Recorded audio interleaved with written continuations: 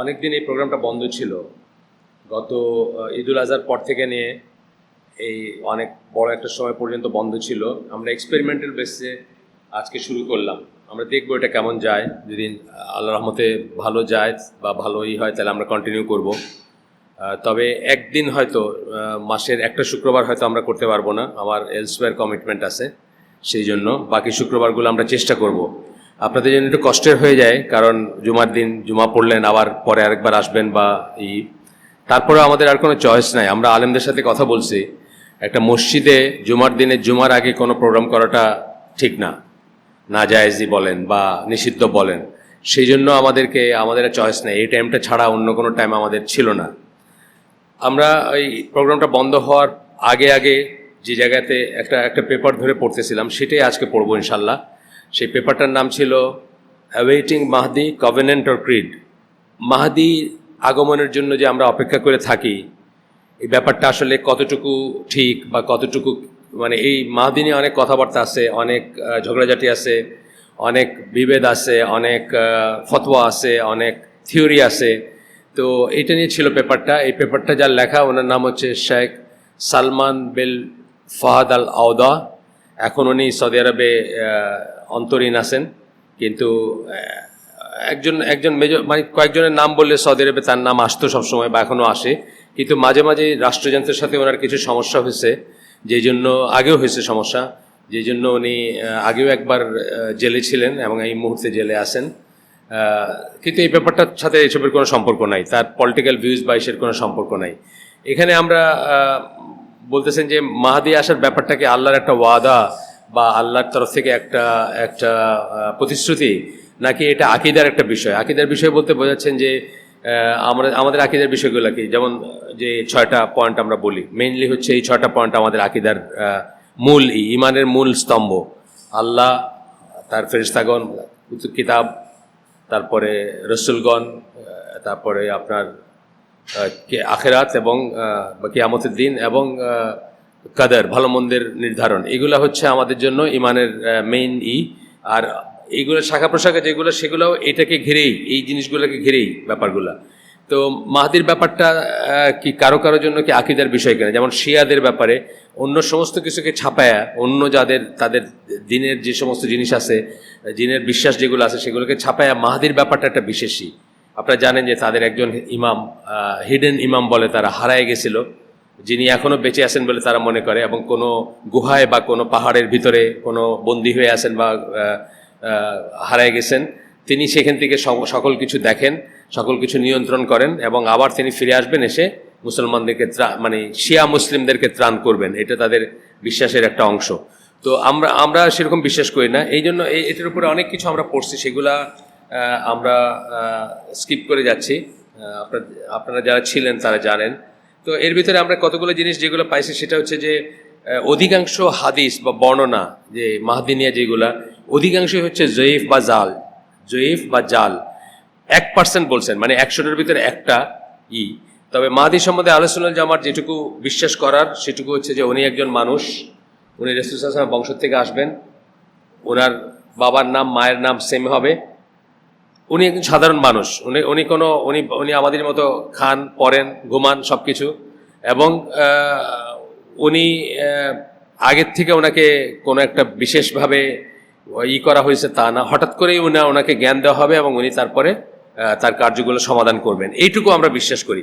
মুসলিম স্কলারদের ভিতরে অনেক বড় স্কলার আছেন যারা বিশ্বাস করেন না, আপনার মানে এই মাহদি বা এটাকে ঘিরে যত গল্প আছে সেগুলো বিশ্বাস করেন না, অথবা সংশয় প্রকাশ করেন। যেমন আল্লামা ইকবাল একজন, তারপরে ইবনে খালদুন একজন, এনারা আর কি মানে সংশয় প্রকাশ করেন। তবে এইখানে বলছেন যে মোটামুটিভাবে এইটুকু আমাদের বুঝতে হবে যে রাসূল সাল্লাল্লাহু আলাইহি ওয়াসাল্লামের বংশ থেকে একজন, যিনি আগে যেটা বললাম, যার ভুল ত্রুটি আছে, যিনি সাধারণ মানুষ, নবী না, পয়গম্বর না, বা বিশেষ কিছু না।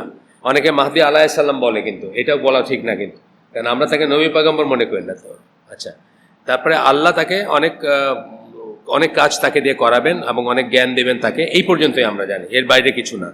আচ্ছা, আজকে আমরা যেটা পড়বো, এটাও আংশিক আমরা আগের দিন পড়ছিলাম, আজকে যেখানে পড়ছিলাম আগে তারপর থেকে পড়বো।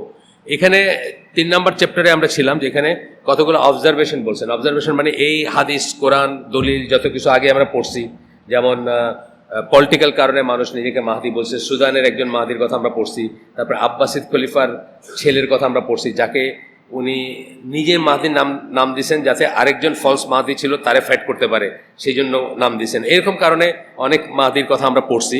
যাই হোক, এখন বাংলাদেশে কিন্তু এক শ্রেণীর আলেম অথবা এক শ্রেণীর মুসলিমরা মনে করতেছেন যে মাহদি কবে আসতেছেন, তার আসার ডেট কবে, উনি এসে কি করবেন, এইসব প্রিপারেশনের চিন্তাভাবনা বা এগুলা খুব প্রচার করতেছেন। এই লেখাটার মেইন যে এটা এই কেউ আসবেন এটার জন্য ওয়েট করে আমাদের বসে থাকার কোনো দরকার নাই। আর আমাদের কাজগুলো আমাদের করে যেতে হবে, যেটা আমি আগেও বলছি আপনাদেরকে, অনেক হালাকায় বা অনেক জায়গায় বলছি যে এই মুহূর্তে যদি ধরেন আপনাকে কেউ বলে যে এমন একটা লিডার আসছে যার আন্ডারে পৃথিবীতে আবার ইসলামী খেলাফত প্রতিষ্ঠা হয়ে যাবে, এবং ধরেন সে তার একটা বাহিনী আছে, সেই বাহিনীতে যুদ্ধ করে সব কিছু ঠিক আছে, ধরেন মানে আবার ওমর রাদিয়াল্লাহু আনহুর খেলাফত চলে আসলো। আপনার জন্য কোনো লাভ নাই যদি আপনি ভুল আকিদার উপর মারা যান, অথবা আপনি যদি আপনার ফরজ ওয়াজিব তরক করে মারা যান। আপনি নামাজ পড়লেন না জীবনে, আপনি ওই আর্মির সদস্য হয়ে আপনার কি হবে? আপনি তো টেকনিক্যালি মুসলিমই না, তারপরে আপনি বুঝছেন না, আপনার আকিদা ঠিক না, আপনার মানহাজ ঠিক না, আপনার জন্য কোনো লাভ নাই। এই সুরটাই এই লেখাটাতে আছে যে কবে মাহদি আসবে, তবে কি হবে, এগুলো নিয়ে গবেষণা চিন্তা না করে আমার জীবনটা দিয়ে আমি কি করলাম, প্রাথমিকভাবে যে আমাকে জাহান্নামের আগুন থেকে বাঁচতে হবে, সেই জন্য কি নিজেকে এবং নিজের আহালকে জাহান্নামের আগুন থেকে বাঁচাতে হবে। এটা আগের দিন আমরা পড়লাম না এখানে যেদিন সাইফুল্লাহ ভাই দেরি করে আসছিলেন ওই দিন আমরা ওইটার উপর অনেক কথা বলছি। তো নিজেকে বাঁচাইতে পারলাম কিনা, নিজের আহালকে বাঁচাতে পারলাম কিনা, এইটা হচ্ছে ইম্পর্টেন্ট। আর মাহদি আসলে সেটা মিস করার কিছু নাই, সবাই জানবে। সূর্য বা চাঁদ উঠলে যেরকম সবাই জানে যে আসছেন, আমরা ওইভাবে জানবো, তখন তাকে সাপোর্ট করবো আমরা। কিন্তু সেটার জন্য আমাদের সমস্ত কর্মকাণ্ড বন্ধ করে দিয়ে আমরা এখন বুঝছেন না, মানে খালি ওইটা নিয়ে গবেষণা, ওইটা নিয়ে খুতবা, ওইটা নিয়ে গল্প, এটা কোনো একদম মিনিংলেস। অনেকে আবার দাজ্জাল নিয়ে একই জিনিসটা করেন, দাজ্জাল কবে আসবে, তো এটার মাথা কোথায় হবে, চোখ কোথায় হবে, মানুষ হবে নাকি অন্য কিছু হবে, এগুলো গবেষণার দরকার নেই। জাস্ট রাসূলুল্লাহ সাল্লাল্লাহু আলাইহি ওয়াসাল্লাম যেটুকু বলছেন তার ভিতরে আমরা এটাকে সীমাবদ্ধ রাখবো এবং ওইটুকুর ভিতরে রেখে নিজের কাজটা নিজে করে যাব। এটাই এই লেখাটার পুরা লেখাটার ছিল আর কি, টোনটা ছিল এটা। তো এইখানে প্রথম অবজারভেশনটা যেটা বলছিলেন সেটা আমরা পড়ছিলাম আগে, তাও ছোট্ট করে একটু বলি যে we can easily observe the overwhelming despair causes people to look for an escape. যখন মানুষ নিরাশ হয়ে যায়, কিছুতেই কিছু হচ্ছে না, ইসলামের কোনো তরক্কি হচ্ছে না মনে করতেছে, বা ইসলাম দিন দিন মার খেয়ে যেতেছে, বা ইসলামের কোনো নাই, তখন কি করে তারা একটা পলানোর পথ বাইর করতে চেষ্টা করে। পালানোর পথ মানে এই নিজের উপর যে দায়িত্ব আছে। এখনকার দিনে ইসলাম পালন করা কঠিন না? অনেক কঠিন। কিন্তু আপনার ওয়াইফে পর্দা করাবেন, আপনার ছেলের নামাজ পড়াবেন, আপনার মেয়েরে পর্দা করাবেন, এই টেলিফোন দিবেন না, ইন্টারনেট দিবেন না, মোবাইল ফোন দিবেন না, ওই সিনেমা দিবেন না, বুঝছেন না? কষ্ট না? তো এইসব কষ্টতে যখন অতিষ্ঠ হয়ে যায়, অথবা কমার্সের ব্যাপারে যান, ব্যবসার ব্যাপারে যান, ব্যবসার ব্যাপারে গেলে আপনি কি দেখবেন যে ব্যবসাপাতি করা খুব কষ্ট। প্রত্যেকটা পদে পদে সুদ, ঘুষ, নাইলে মিশা কথা কওয়া, নাইলে ভেজাল মিলানো বা ভেজাল বিক্রি করা। তো আপনি একসময় কি করেন? আপনি একসময় পালানোর পথ খুঁজেন যে ইসলাম পালন করা আসলে খুব কঠিন। তখন আপনি কি করেন? মনে মনে চিন্তা করেন যে একদিন মেহেদি যদি আসে সব ঠিক হয়ে যাবে এক স্ট্রোকে, বুঝছেন না? আমি নিজে বলতে শুনছি, আপনাদেরকেও হতে বলছি যে বাংলাদেশে একটা পলিটিক্যাল দলই ছিল যাদের অধিকাংশ ব্যাংকার ছিল, মানে আপনার স্ট্যান্ডার্ড চার্টার্ড ব্যাংকে বা অন্যান্য বড় বড় ব্যাংকে চাকরি করতো, সুদের চাকরি করতো। তো তাদেরকে আমি নিজে বলতে শুনছি যে এখন আর এসব চেষ্টা করে লাভ নাই, মানে সব ব্যাংকই সমান। তারা ইসলামী ব্যাংকের খুব বিরোধিতা করতো, বেশিরভাগ স্ট্যান্ডার্ড চার্টার্ড ব্যাংকে চাকরি করতো আর। তো বলতো যে আগে খিলাফা হইলে তারপরে সব ঠিক হয়ে যাবে।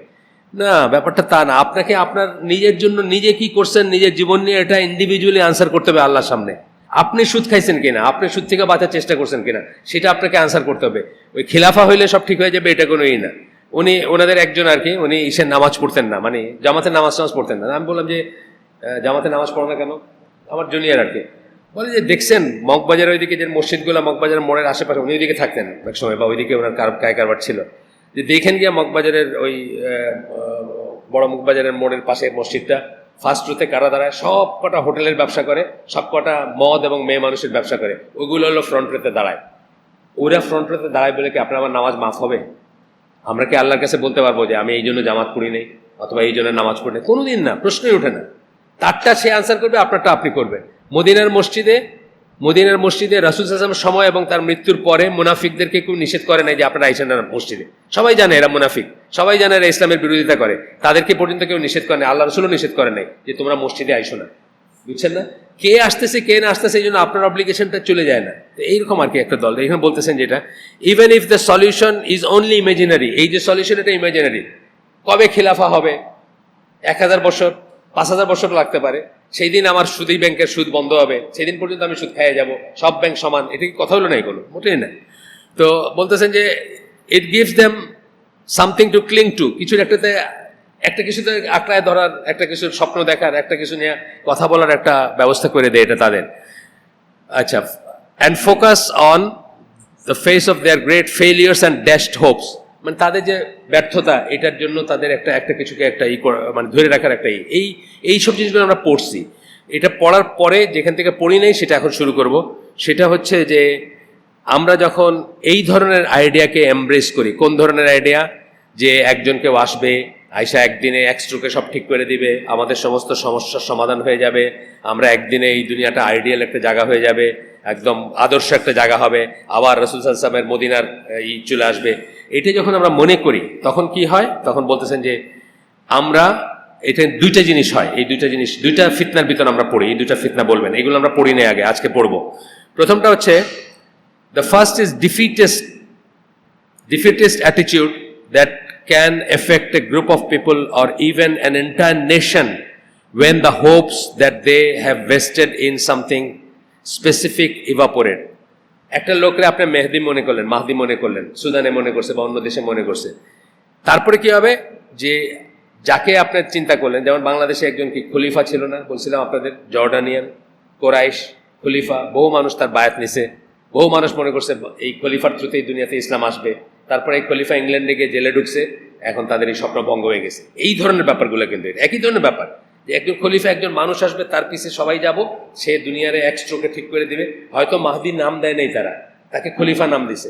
মানে আপনি চিন্তা করেন, জর্ডানের একটা লোক বাংলাদেশে আইসা, বাংলাদেশের কোন কোনায় বৈশা বাংলাদেশে বিয়ে করছে একটা, তারপরে সে বায়াত নিছে অনেকের এবং বলতেছে যে সে পৃথিবীর খলিফা আর কি, তার খলিফা হিসেবে সে বায়াত নিছে। কিন্তু তারপরে কি সে ইংল্যান্ডে গিয়ে জেলে ঢুকছে, পরে এখন সবাই স্বপ্নভঙ্গ হয়েছে। এই কথাটাই বলতেছেন এখানে, যে গ্রুপ অফ পিপল বা এন্টায়ার নেশন, পুরা জাতি, তারা যার উপর ইনভেস্ট করছে বা যার উপর ভরসা করছে, তাকে যখন ইভাপোরেট করতে দেখে, ফেল করতে দেখে, তখন তারা প্রচন্ড রকম ইসের ভিতর পড়ে, মানে ফিতনার ভিতর পড়ে। This is why whenever a Mahdi dies, people transfer their hopes to another. এই জন্য কি হয়েছে যে একজনকে ধরে আপনি আপনার আশা ভরসা করছেন যে অমুকে মাহদি, এইজন মরে যায়, তখন আরেকজন মাহদি, আরেকজন চেঞ্জ করে। শিয়াদের ব্যাপারে আমরা দেখছি বারবার তারা চেঞ্জ করছে, এগুলো আমরা আগে পড়ছি, আজকে পড়তেছি না। যে বারবার আমরা দেখছি যে একজনের উপর, ধরেন এই খলিফাটা এরা কি হয়েছিল, যে খলিফা কোনোদিন পরাধীন হবে না, কোনোদিন বন্দী হবে না।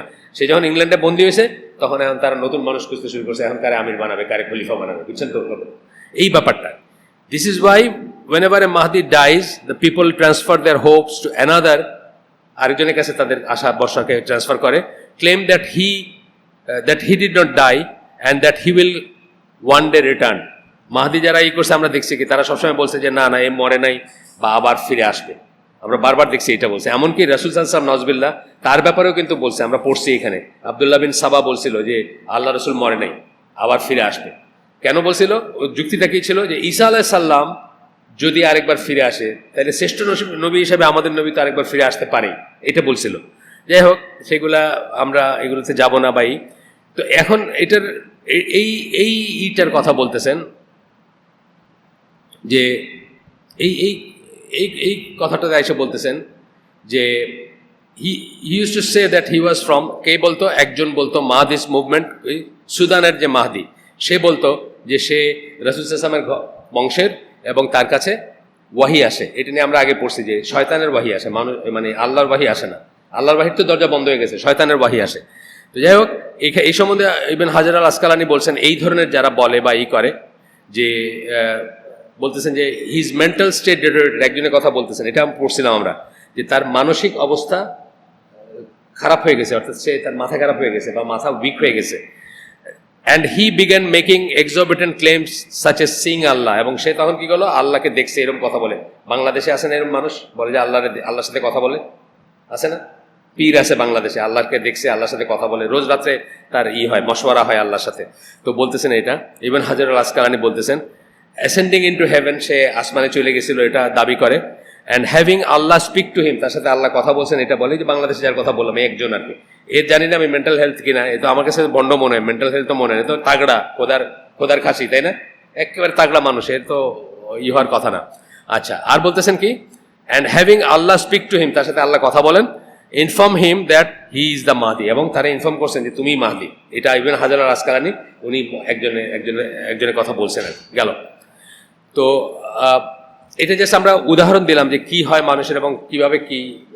এই সেকেন্ড ফিতনা যেটা বলতেছেন, প্রথম ফিতনা হইলো এটা, সেকেন্ড ফিতনা হইলো যে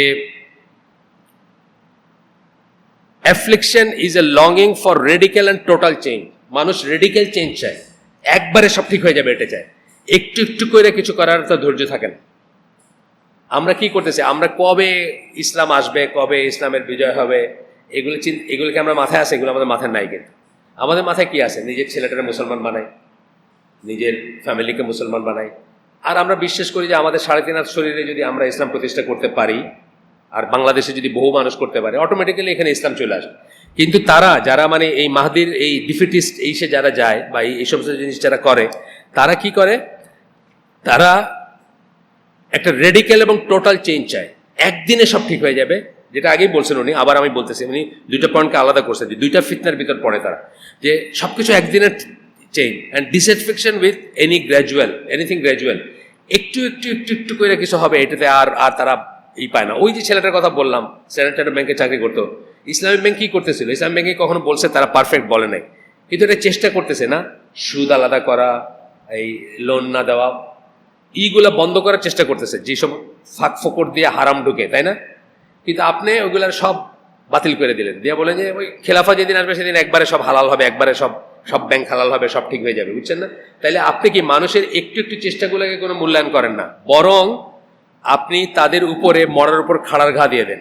যে মানুষটা ধরেন ভাইসে থাকার চেষ্টা করতেছে আল্লাহর পথে, তার মাথার উপরে আপনি আরো 2টা ইট চাপাই দিলেন, সেজন্য ডুবে যায়। তারে বললেন তোমার এগুলো কোনো মানে নাই, তোমার এগুলো মিনিংলেস, হ্যাঁ, একবারে খেলাফা হইলে কিছু হবে, নাইলে হবে না, সেগুলো দোষ ছাড়া, তাইলে আর বাস বিচার করে লাভ কি? তাইলে আমি সুদী ব্যাংকেই যাই, বা সুদী ব্যাংকে সব ইজিয়ার না। সুদী ব্যাংকে কিন্তু সবকিছু সহজ, এটা কিন্তু সত্যি কথা। সুদী ব্যাংকে আপনি গেলেন, 1 কাপ চা খাওয়াইলেন বা আপনার খাওয়াইলো, খাতির আছে, আপনার 3 লক্ষ টাকা দিয়ে দিল, আপনার কি আছে ওটা দেখলো না, পয়সাটা তো তার না, পয়সাটা তো হলো গভর্নমেন্টের। এটার জন্য আইন আছে, পুলিশে গিয়ে আপনারা ধরবে, তার কিছু আসে যায় না।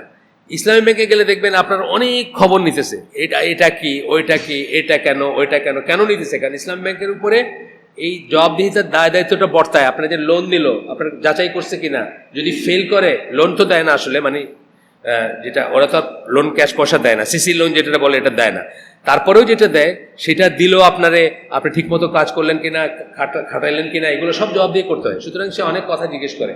তো এই পর্যায়ে যদি আপনি কোনো একটা মানুষকে বলেন যে আরে এই ব্যাংক আর ওই ব্যাংক সমান, খিলাফা হইলে সব ঠিক হবে, তার আগে এগুলা হলো মানে জাস্ট ভাওতাবাজি, ভাই এই চিন্তা করে এত কষ্ট করে লাভ কি, আমরা ওইখানে চলে যাই, বুঝছেন না? এইটা বলতেছেন যে গ্র্যাজুয়াল কিছুতে তারা আর বিশ্বাস করে না। This is a failure to take into consideration the divine order in creation. আল্লাহর দুনিয়ায় কোনো কিছু কি একবারে হয়ে গেছে? 23টি বৎসর পৃথিবীর সর্বশ্রেষ্ঠ মানুষ একটু একটু একটু একটু করে 1 আয়াত, 5 আয়াত, 10 আয়াত, 15 আয়াত করে তার কাছে নাজিল হয়েছে এবং উনি ইসলামকে প্রতিষ্ঠিত করছেন। 23 over a period of 23 years. তাইলে কি এক স্ট্রোকে আল্লাহ চাইলে তো ওহদ পাহাড়ের উপরে কোরআনটা নাজিল করে দিলেন, এবং সেই কোরআন নাজিল করে দিলেন, সেই কোরআন থেকে আপনারা এখন বুঝে নেন কে কি পারবেন। একবারে হয়ে যেত না, একদিনে হয়ে যেত, একটা স্ট্রোকে হয়ে যেত, তা হয় নাই। আল্লাহর সুন্নাহ এরকম না, আল্লাহর সুন্নাহ এরকম না। এই নবীকে রক্তাক্ত হইতে হয়েছে, 12 দিন 14 দিনে মদিনা থেকে, মক্কা থেকে মদিনায় আসতে হয়েছে। মানুষে তাকে মিথ্যুক বলছে, তাকে কবি বলছে, তাকে পাগল বলছে, এই সব এন্ডিউর করে 23 বছরে মিশন কমপ্লিট করতে হয়েছে। আল্লাহ চাইলে তো এরকম করে করতে পারতেন, কোন ফায়াকুন, কিন্তু আল্লাহর সুন্নাহ এটা না। কোন ফায়াকুন আছে, আল্লাহ চাইলে পারবেন, কিন্তু আল্লাহর সুন্নাহ হচ্ছে এই সমস্ত জিনিসগুলা। নবী যখন ইসরা মেরাজে গেছেন তখন কি মানে যন্ত্রযান বা যাই বলেন, আল্লাহর মিরাকল অলৌকিক জানে করে কি মুহূর্তে জেরুজালেম, পর মুহূর্তে 7 আসমানের উপরে, তাই না? কিন্তু হিজরত করতে হয়েছে কি 12-14 দিন লাগাই করতে হয়েছে, কারণ হিজরতটা কি চোখে দেখা যাবে। মানুষের কাছে একজন মানুষ হয়েও যে সে আল্লাহর পথে চললে সে এক্সেল করতে পারে এবং এত কিছু অ্যাচিভ করতে পারে, এইটা হলো তার লাইফের 23 বছর, তাই না? চাইলে তো এরকম করে 1 মিনিটে করে দিতে পারতেন। তাহলে আমরা বুঝবো যে এটা সুন্নাহ না, এটা যারা কল্পনা করে এটা সুন্নাহ, আল্লাহর সুন্নাহ না। আল্লাহর সুন্নাহ বলতে আমরা বলছি আল্লাহর নিয়ম না, এটা যে 1 মুহূর্তে সব ঠিক হয়ে যাবে। আল্লাহর নিয়ম হচ্ছে আপনি 1 পা আমি 1 পা, অমুক এটা অমুক সেটা করতে করতে একটা সময় গিয়ে হবে, ইনশাআল্লাহ হবে। আমরা সেটা না করতেছি না, আল্লাহর অনুমোদন ছাড়া হবে না, আল্লাহর রহমত ছাড়া হবে না, এটাও ঠিক, কিন্তু আমাদের চেষ্টা ছাড়াও হবে না, মানে 1 স্ট্রোকে হয়ে যাবে না, এটা বলতেছেন। আচ্ছা, such people dream that all of the iniquity and that prevails, যত আছে অবিচার আছে দুনিয়ার বুকে, অ্যারাউন্ড দ্য ওয়ার্ল্ড, সারা দুনিয়াতে, তারা সেগুলা ব্লিঙ্ক অফ এন আই, একটা চোখের পলকে সব শেষ হয়ে যাবে। হ্যাঁ, এটা ঠিক, আল্লাহ একটা চোখের পলকে করতে পারেন, কিন্তু আল্লাহর সুন্নাহ এটা না। এটা বলতে গিয়ে বলতেছেন সূরা রাদের 11 নম্বর আয়াত কোট করতেছেন। এই আয়াতটা যদিও অরিজিনাল একটা সেন্সে, এটার তাফসীর যখন পড়বেন আপনারা বা এটার অর্থ যখন দেখবেন, এই আয়াতটা অন্য একটা মিনিংয়ে, যদিও আল্লাহ অন্য একটা জিনিস মিন করছেন, কিন্তু তার উল্টাটাও এখানে ভ্যালিড, স্কলাররা সেটা বলেন। এই আয়াতটা হচ্ছে যে আল্লাহ সেই জাতির অবস্থা ততক্ষণ পরিবর্তন করেন না যতক্ষণ তারা নিজেরা পরিবর্তন না করে। আমরা অনেকেই জানি এটা, যে এটার আসল অর্থটা হচ্ছে যে আমরা যদি একটা সুখে শান্তিতে বসবাস করি, আমান যেটাকে বলি বা আমানা যেটাকে বলি, বা শান্তি নিরাপত্তার ভিতরে আমরা আসি, এই অবস্থাটা আল্লাহ চেঞ্জ করেন না যতক্ষণ আমরা জুলুম না করি, খারাপ কাজ না করি। এইটা ছিল এই আয়াতটার মেইন মিনিং। কিন্তু উল্টাটাও ঠিক, যে আমরা যদি আবার দুরবস্থার ভিতরে থাকি, তাহলে সেই দুরবস্থার অবস্থা চেঞ্জ হবে না যতক্ষণ আমরা নিজেরা চেষ্টা না করব ততক্ষণ। আচ্ছা, এরপরে বলতেছেন যে they want all of this to happen within their life time. এটা কিন্তু একটা ভুল, আমার জীবনেই সব হয়ে যাবে। আপনি দেখেন, যদি এক্সপানশনের ব্যাপার বলেন, যে দুনিয়াতে ইসলাম ছড়াইছে, এই ব্যাপারটা যদি আপনি চিন্তা করেন, তাহলে পিকে উঠছিল কখন? ওমর রাদিয়াল্লাহু সময়, তাই না? আল্লাহ রাসূল তো এটা দেখে যান নাই, দেখে গেছেন? তার জীবনে দেখে যান নাই। তার জীবনে কি আরাবিয়ান পেনিনসুলার ভিতরে ছিল, জাজিরাতুল আরবের ভিতরে ছিল, এবং তাও সম্পূর্ণ ছিল না। তাও দেখবেন ফ্রিঞ্জেসে হয়তো ওই আবুধাবি বা ওই চিপাই চুপাই যেগুলো আছে না জায়গাগুলো, ওইগুলোতে হয়তো তার এই ছিল না, পুরো আরাবিয়ান পেনিনসুলাতে হয়তো ছিল না। 1 লাইফ টাইমে হওয়া, এইটাও বলতেছে যে একটা জীবনের ভিতরেই হয়ে যেতে হবে। এটা কিন্তু একজন, আমি নাম বললাম না, একজন বড় জিহাদি স্কলার মারা গেছেন, উনি এক সময় মানে এই নিরাশ হয়ে বলছেন যে এক জীবনের, এক জেনারেশনের ভিতর হইতে হবে, এই কথা বলছেন। আপনারা খোঁজ করলে পাবেন আর কি, যে আল্লাহর পথে যুদ্ধ করা এবং ইসলাম প্রতিষ্ঠা করা, এটা এক জীবনের ভিতরে হয়ে যেতে হবে, এমন কোনো কথা নাই। আমরা এখন আমরা যে অবস্থায় আছি এখন, আমি তো 1000 বছরও দেখি না। আমরা এখন বাংলাদেশের সোসাইটি যে অবস্থায় আছে, আমি তো 1000 বছরও দেখি না যে একটা ইসলামিক স্টেট প্রতিষ্ঠা হবে। আমার মানবিক যুক্তি দিয়ে আমি দেখি না। তার মানে হবে না আমি এটা বলতেছি? তার মানে কি আমি কাজ করা বন্ধ করে বসে থাকবো এখন, যে আমার আর হবে না, আমার জীবনে কিছু হবে না? না, অফকোর্স না। এক একটা ড্রপ, একটা বালু যদি আপনি সেদিকে সরান, ইসলামের বিজয়ের দিকে, প্রতিষ্ঠার দিকে, ডেফিনেটলি আপনার ওটার জন্য রিওয়ার্ড পাবেন। এবং এইটাই বলেন, মানে বড় বড় আলেমরা এটাই বলেন যে ইসলামের বিজয় যে হবে এটা নিশ্চিত, এই যে মাহদি আসবেন এটা নিশ্চিত, এবং ঈসা আলাইহিস সালাম আবার আসবেন এটা নিশ্চিত। তাইলে আল্লাহ তো আপনার আমার চেষ্টার কোনো দরকার নেই, আল্লাহর কোনো দরকার নেই। কিন্তু আমি এটা কেন করব? চেষ্টাটা আমার জন্য করব, যেন আমি আল্লাহকে বলতে চাই যে তোমার পথে আমি একটা বালু এখান থেকে এখানে সরায় রাখছিলাম, যে আল্লাহর পথে যেন এটা আগায় যায় কাজগুলা, সেই জন্য আমি এটা করছিলাম। আমি একটা ছেলেকে আলিফ বা তাসা শিখাইছিলাম আমার অবসর সময়, এটাও একটা সাদকা জারিয়ার মতো জিনিস। এটাও আমি আল্লাহর কথা চিন্তা করে করছি, যে আল্লাহর দিন, আল্লাহর জমিনে আল্লাহর কথা সুপ্রিম হবে, এই জন্য আমি একটা বস্তির একটা ছেলেকে আলিফ বা তাসা বৈশা শিখাইছিলাম, থিঙ্কিং দ্যাট আমি এটা রিওয়ার্ড পাবো, এখানে আমি কালকে ইসলাম প্রতিষ্ঠা হবে এটা চিন্তা করে এটা করি নেই। এটাই বলতেছেন যে তারা কি চায়, they want all of this happen within their life times, তাদের জীবনের ভিতরে যেন এগুলো হয়ে যায়। The idea of planting a seed, একটা করবেন আপনি, বীজ বপন করবেন, তারপরে আস্তে আস্তে দেখবেন যে এখান থেকে কিছু আসতেছে, এগুলো তাদের কাছে কোনো না, এগুলা তাদের চিন্তায় আসে না। They are not waiting for the fruits of their own efforts and endeavour, নিজে বীজ বপন করবেন, হ্যাঁ, তারপর ওয়েট করবেন। একটা ধরেন গাছ, আমাদের গ্রামের একটা নারিকেল গাছ ধরেন, কত বছর লাগে একটা নারিকেল আসতে, অথবা একটা আম গাছ কত বছর লাগে আসতে। এখন আপনি যদি মনে করেন আপনি যে খাবেন এমন কোনো কথা নাই, কেউ কি মানে নিশ্চিত যে সে সেটা খাবে? না, সে যেটা দুনিয়ার জন্য, তার ফ্যামিলির জন্য, ফিউচারের জন্য সে প্ল্যান করে যায়, অ্যান্ড দেন সেটা গ্র্যাজুয়ালি আস্তে আস্তে আসে। আচ্ছা, এরপরে বলতেছেন এখানে যে আহলে সুন্নাত জামার কথা বলতেছেন, যে আমাদের আহলে সুন্নাত জামার কথা 22 কথা বলতেছেন যে আর আনমুভড বাই মাহদিস আইডিয়া। আহলে সুন্নাত জামা যারা এগুলো বোঝেন, এগুলোর মানে যারা বোঝেন, তারা এইসব মাহদিস আইডিয়াতে তাদের কোনো ভিতরে কোনো হয় না, কোনো উত্তেজনা আসে না। They do not need a mental crutch to support them. একটা ক্রাচ, একটা ল্যাংড়া লোক যেরকম একটা ক্রাচের উপরে করে, মেন্টাল ক্রাচের দরকার নাই যে মাহদি এসবটা সব ঠিক করে দিবে, বা ওইটাকে সামনে রেখে কোনো কাজ করার দরকার নাই তাদের। If one day such a person does arrive, they would readily join with the others in supporting. যদি সত্যি মাহদি চলে আসেন, আমরা সবাই জয়েন করব, সেখানে কোনো সমস্যা নাই, কিন্তু ওইটার কথা চিন্তা করে কাজকর্ম বন্ধ করে বসে থাকবো না, এটা উনি বলতেছেন আর কি।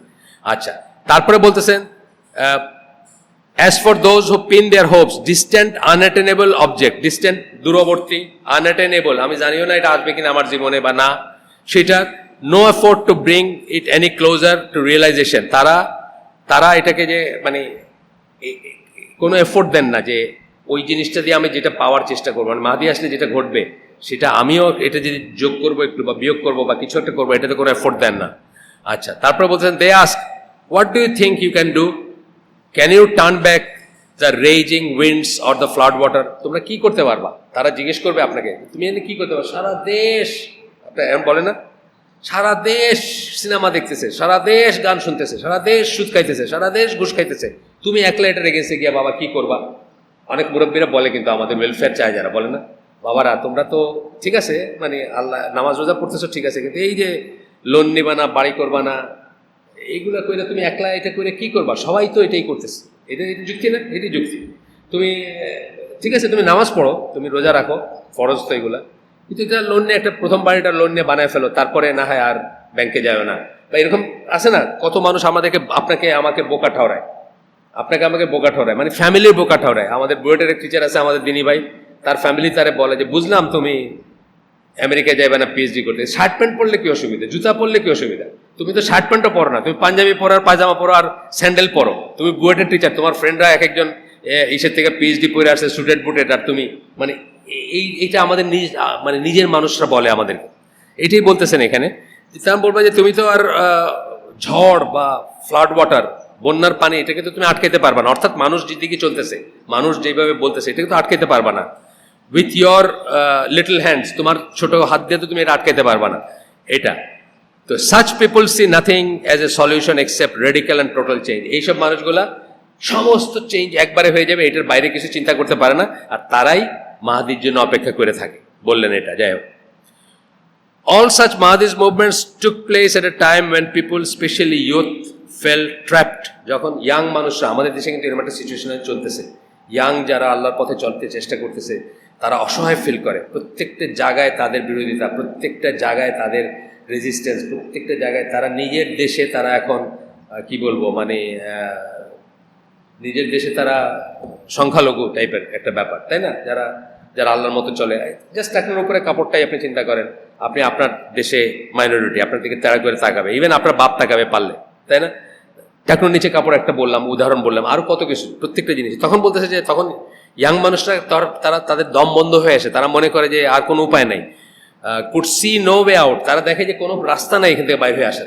এই যে আমাদের দেশে এখন যে অবস্থাটা চলতেছে, ইসলাম যারা পালন করতে চাচ্ছে, তাদের ভিতরে কিন্তু এরকম মনে হইতে পারে যে আল্লাহ কবে আর হবে, আমাদের তো কোনো ভরসা নেই, আশা নাই।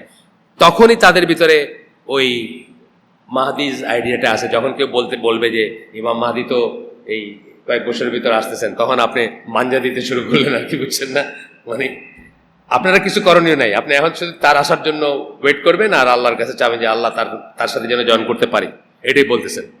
আচ্ছা, we must also observe that Mahdism throughout history had almost invariably associated with the Shia, যে মাহদিজমের মেইন এটা গোটা ইতিহাস জুড়ে শিয়াদের সাথে সম্পৃক্ত মেইনলি, তাই না? শিয়াদের মাহদি আর আমাদের মাহদি কিন্তু আলাদা। একজন শিয়া যখন আপনাকে মাহদি বলে, আর আপনার একজন সুন্নি যখন মাহদি বলে, আকাশ পাতাল তফাৎ। একজন শিয়া যখন মাহদি বলে, তখন সে মিন করে ওই যে ইমামটা যে হারায় গেছিল, হ্যাঁ, আসকারি বলে, হাসান আসকারি কি জানি নাম, যে হারায় গেছিল, বা যে হিডেন ইমাম, যে 1200 বছর আগে হারায় গেছিল, এই 1200 বছর ধরে যে বেঁচে আছে কোনো একটা গুহায় বা কোনো একটা পাহাড়ের চিপায় আছে, ওইখান থেকে উনি সব কিছু দেখেন এবং সব সমস্যার সমাধান করে দেন, ওই আপনাকে বলছি, আমি আগেও বলছি যে ইরানে এরকম একটা কোম বলে একটা জায়গা আছে, ওখানে একটা কুয়া আছে, ওই মানুষের তার মেয়ের বিয়ে হইতেছে না, ওটা একটা দরখাস্ত লেখা ওই কুয়ার ভিতর ছেড়ে দেয়, ওই কুয়ার ভিতর ছাড়লে ওটা নাকি ওই ইমামের হাতে পৌঁছায়, তখন উনি সব সমাধান করে দেন। মানে এটা তাদের আল্লাহর সিফাত দিয়ে দিতেছে মানুষকে, তাই না? আমরা তো রসুলকে এই সিফাত দেই না, দেই নাকি? আমরা কি বলি যে রসুলের কাছে কি একটা চিঠি লেখা দিলে আপনার হয়ে যাবে, মেয়ের বিয়ে হয়ে যাবে? এটা আমরা বলি না, কিন্তু কোনোদিন বলি নাই। কিন্তু আল্লাহর সিফাত দিয়ে দিয়েছে তারা, এটা বলতেছেন যে তারা ওই এটা শিয়াদের ব্যাপারেই। আচ্ছা, this is a very strange reversal in thought. The youth of আহলে সুন্নাহ শুড স্টপ।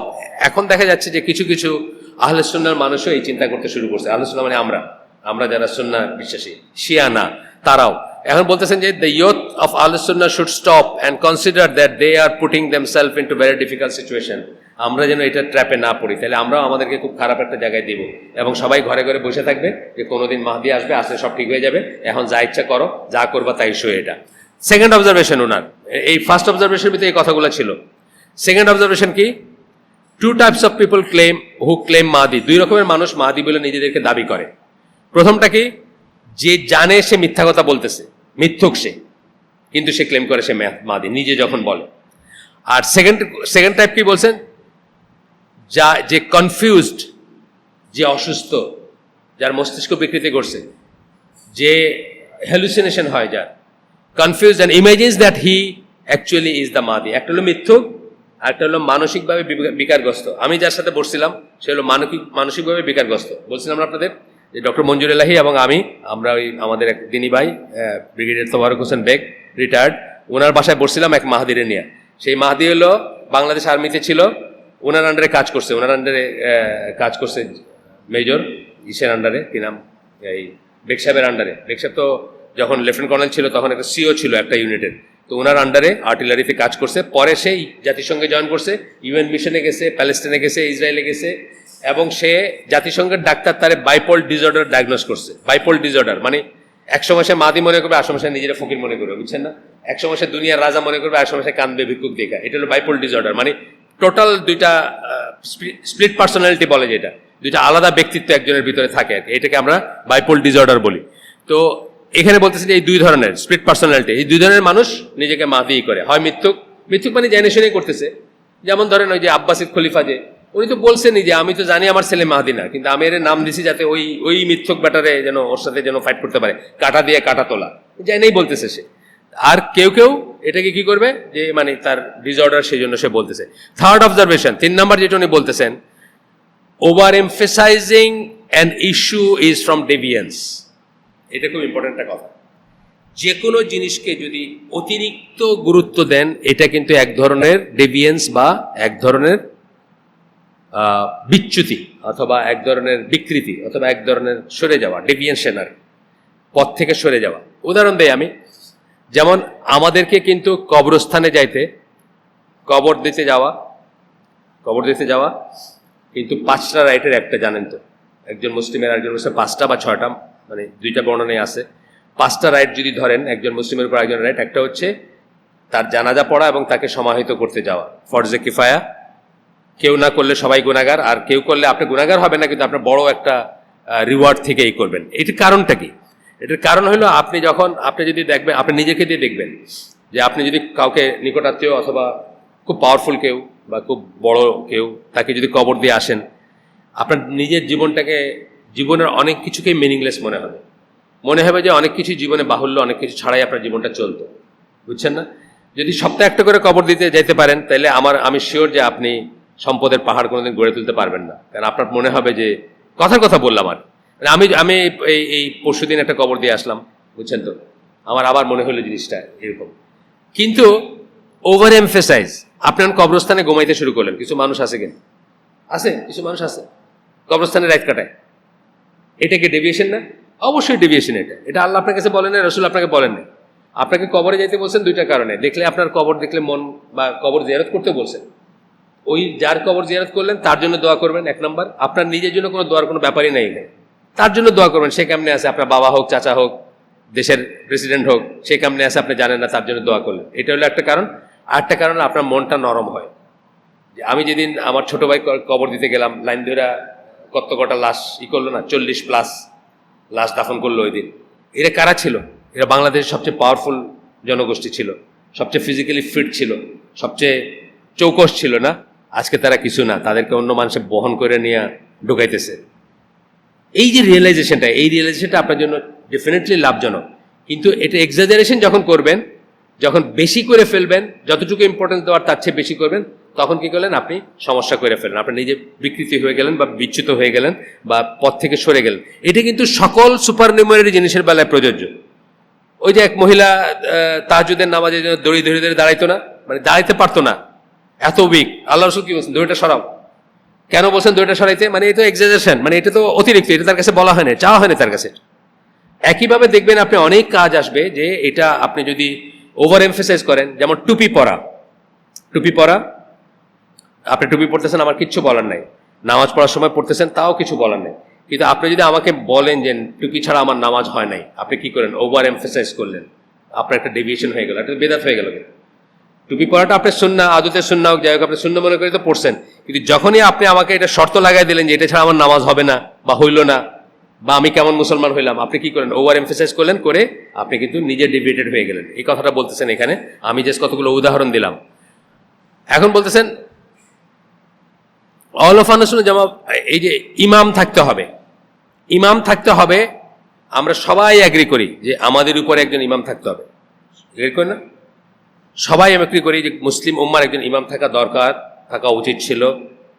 কিন্তু আমরা যদি এটা বলি যে এই উম্মাই না, উইদাউট একজন ইমাম আমাদের নামাজ রোজা কিচ্ছু হইতেছে না, আমাদের খুতবা, আমাদের অনেক আছে না বলে এরকম যে বাংলাদেশে কোনো জুম্মার নামাজ নাই। এখন না, আগেও বলছে, এখনো বলে। আগে বলছে, ব্রিটিশ আমলে বলছে, পীর মোর্শেদুদ্দিন দুদুমিয়া।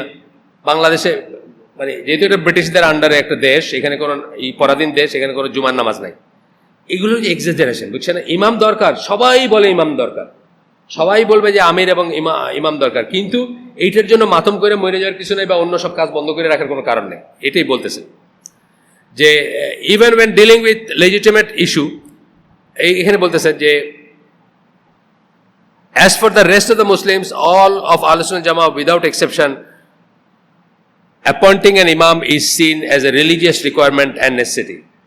সবাই মানে আহলুস সুন্নাহ জামাত যে একজন ইমাম থাকাটা প্রয়োজন, ওয়াজিব, একজন ইমামকে ঠিক করা বা করা। আচ্ছা, এরপরে বলতেছে কিন্তু শিয়ারা এটাকে এক্সাজারেট করছে, এমন এক্সাজারেট করছে যে বাচ্চা থাকা না হইলে ওই মরে গেছে যে সেও আছে, তাকে থাকতে হবে বা কাউকে না কাউকে থাকতে হবে। আচ্ছা, it seems that if the earth, শিয়াদা যেভাবে এটার উপর এমফেসাইজ করে, তাতে মনে হয় the entire universe were created only for the office of the imam. মানে মহাবিশ্বটা, দুনিয়াটা ইমামের লিগে তৈরি করা হয়েছে, দুনিয়ার জন্য ইমাম না, ইমামের জন্য দুনিয়া তৈরি করা হয়েছে, বুঝছেন তো? মানে এত এমফেসাইজ করতে গেছে, ইমামের জন্য দুনিয়াটাই করা হয়েছে। Specifically the imamate of Ali bin Abu Talib and his descendants. Specifically কেন আলী রাদিয়াল্লাহুর ইমামত বা ইমামতি, বা উনি যে ইমাম হওয়ার কথা ছিল, এইটা এবং তার ডিসেন্ডেন্ট, এইটার জন্যই দুনিয়াটা সৃষ্টি হয়েছে। এটা হলো তাদের একটা মানে ভাবটা এরকম। আর অথচ আমরা কি জানি যে দুনিয়ার জন্য একজন ইমাম দরকার, তাই না? আমাদের জন্য, আমাদের জামাতের জন্য একজন ইমাম দরকার, বা দি ইমাম না হোক, আমরা তো টেম্পোরারি ইমাম, মসজিদের ইমাম, দেশের ইমাম, জামাতের ইমাম, আমরা যদি কোথাও মানে আসে না আমির, ইমাম, এগুলোর তো আমাদের পদ্ধতি আছে না? আমরা তিনজন যদি ঢাকা থেকে চিটাং যাই, আমরা একজনকে আমির নির্ধারণ করব তিনজনের ভিতরে, এই জার্নির জন্য সে আমাদের আমির। ইমাম অনেকটা সমার্থক কোনো জায়গায়, যদিও নামাজের ইমাম হয়তো জামাতের আমির না সবসময়, সেটা আলাদা জিনিস। আচ্ছা, আহলুস সুন্নাহ জামাত should grasp this fact that over emphasizing any issue can be from a form of deviance. যে কোনো জিনিসকে আমরা যদি, এটা আমরা এক্সট্রিমিজমের বইটা পড়ছি না, গুলু ফিদ্দিন, যে বইটাতে, খুব সাধারণ জিনিস, এইটাকে যদি আপনি বেশি দিয়ে দেন, বেশি ইম্পর্টেন্স দেন, বেশি জোর দেন, তাহলে কিন্তু আপনি হয়ে গেলেন, মানে পথ থেকে সরে গেলেন। কীরকম দেখছি আমরা, খুব ছোট জিনিস দেখছি। এটা ওই মহিলার নামাজের কথা বললাম, যে কোনো কিছু ধরেন, আপনি রাসূল সাল্লাল্লাহু আলাইহি ওয়াসাল্লামের যে তিনজন সাহাবী এসে বলছিলেন যে একজন বলছিলেন আমি সারা জীবন কোনোদিন রাত্রে ঘুমাবো না, তাহাজ্জুদের নামাজ পড়বো। আরেকদিন বলছেন আমি সারা জীবন নফল নামাজ পড়বো, নফল রোজা রাখবো, কোনোদিন দিনের বেলা খাবো না। আরেকজন বলছেন আমি বিয়ে শাদী করবো না। রাসূল সাল্লাল্লাহু আলাইহি ওয়াসাল্লাম কি বলছিলেন? যে আমি আল্লাহকে তোমাদের ভিতরে সবচেয়ে বেশি ভয় পাই, যে আমার সুন্নাত থেকে মুখ ফেরা নিল সে আমার কেউ না। অর্থাৎ এক্সাজারেশন, তাদেরটা কি ছিল? প্রত্যেক প্রত্যেকটা কাজ সুন্নায় আছে, প্রত্যেকটা কাজ ভ্যালিড, কিন্তু তারা এক্সাজারেট করতেছিল, অতিরিক্ত করতেছিল, অতিরিক্ত ইম্পর্টেন্স দিতেছিল। তাদের কথা বললেন কি সে আমার কেউ না।